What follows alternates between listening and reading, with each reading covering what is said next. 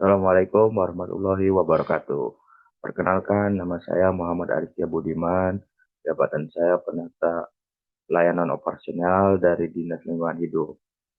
Kali ini saya akan membahas rencana aksi perubahan dengan judul optimalisasi pemeliharaan dan inventarisasi fasilitas ruang terbuka hijau. Latar belakang. Berdasarkan Undang-Undang Nomor 5 Tahun 2014, Pegawai Pemerintah atau ASN terdiri dari PNS dan P3K.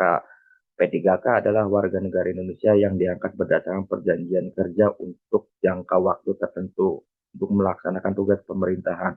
Setiap P3K perlu dibekali dengan nilai-nilai dasar ASN berakhlak dan pemahaman mendalam mengenai kebijakan daerah sehingga dapat beradaptasi secara efektif dan memiliki dedikasi tinggi dalam tugasnya. Dasar hukum orientasi P3K ini tertuang dalam Peraturan Lembaga Administrasi Negara Nomor 15 Tahun 2020 tentang pengembangan kompetensi pegawai pemerintah dengan perjanjian kerja. Maksud dan tujuan dari orientasi ini adalah satu, pengandalan tugas dan fungsi ASN. Dua, menginternalisasi nilai-nilai dasar ASN berakhlak. Tiga, pengenalan nilai dan etika pada instansi pemerintah. Empat, pemahaman dan penyediaan informasi kepada P3K yang baru diangkat. Waktu dan tempat orientasi ini dilaksanakan dari tanggal 25 Mei sampai dengan 30 Juni 2026 di Dinas Lingkungan Hidup Kabupaten Cirebon dengan metode blended learning melalui Google Meet. Dalam pelaksanaannya terbagi menjadi beberapa angkatan dan saya berada di angkatan ke-12.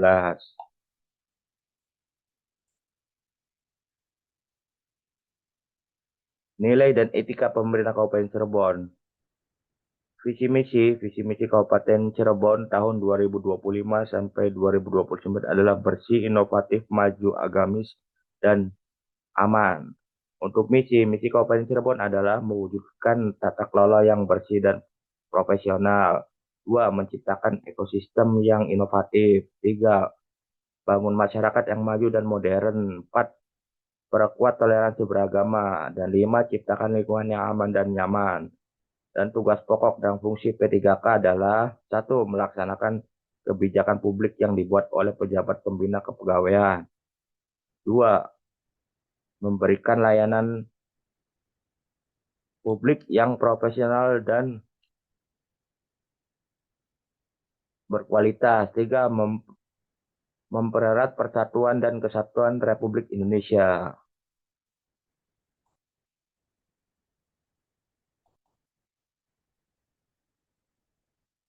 Untuk SOTK Kabupaten Cirebon, struktur organisasi utama dibagi menjadi beberapa level, yaitu Sekretariat Daerah, Sekretariat, Sekretariat DPRD, Inspektorat Daerah, Dinas Daerah, Badan Daerah, dan Kecamatan dan Kelurahan.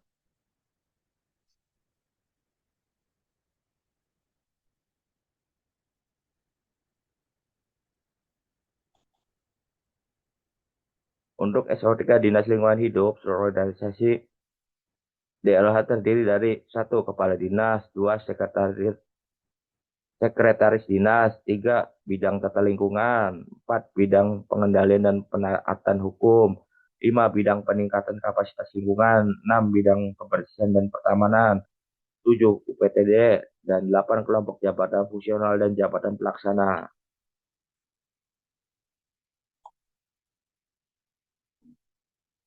Manajemen kepegawaian berdasarkan Undang-Undang Nomor 5 Tahun 2014, manajemen P3K terdiri dari satu, penetapan kebutuhan, dua, pengadaan, tiga, penilaian kinerja, empat, penggajian dan tunjangan, lima, pengembangan kompetensi, lima, pemberian penghargaan, enam, disiplin, tujuh, pemutusan hubungan kerja, dan delapan, perlindungan. Untuk penilaian kinerja dilakukan pada setiap individu oleh dinas masing-masing. Penilaian utamanya didasarkan atas dua aspek. Satu, sasaran kinerja pegawai atau SPK. Penilaiannya meliputi aspek kuantitas, yaitu jumlah atau volume hasil yang dicapai, Dua, kualitas yaitu mutu dari hasil pekerjaan yang telah diselesaikan. Tiga, waktu yaitu ketepatan dalam penyelesaikan tugas dan target kerja. Kemudian yang kedua, perilaku kerja, evaluasi yang menyangkut standar sikap dan tindakan yang selaras dengan nilai dasar ASN berakhlak.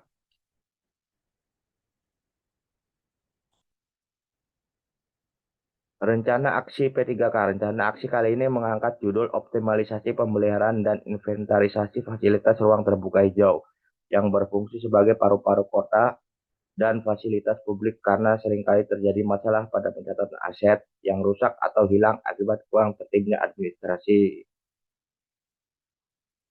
Biasanya saya melakukan pembuatan laporan bulanan aset dan inventaris kantor. Tujuan kinerjanya adalah adanya akurasi data tentang keberadaan aset dan inventaris kantor. Indikator pencapaiannya yaitu kesesuaian jumlah fisik aset di lapangan dengan data di sistem pencatatan. Kemudian waktu perolehannya tahun 2025 sampai tahun 2026. Kemudian yang kedua, pemeliharaan RTH. Tujuan kinerjanya adalah untuk mempertahankan fungsi ekologis, estetika, dan sosial ruang terbuka hijau.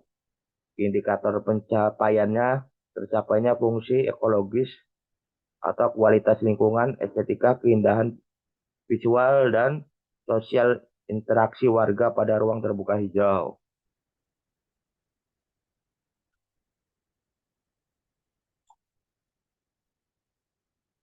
Kesimpulan dari orientasi P3K ini sangat bermanfaat karena dapat menambah wawasan para pegawai sehingga diharapkan dapat meningkatkan kinerjanya di dinas masing-masing. Terima kasih kepada semuanya teman-teman. Ini uraian singkat yang disampaikan oleh saya. Terima kasih. Assalamualaikum warahmatullahi wabarakatuh.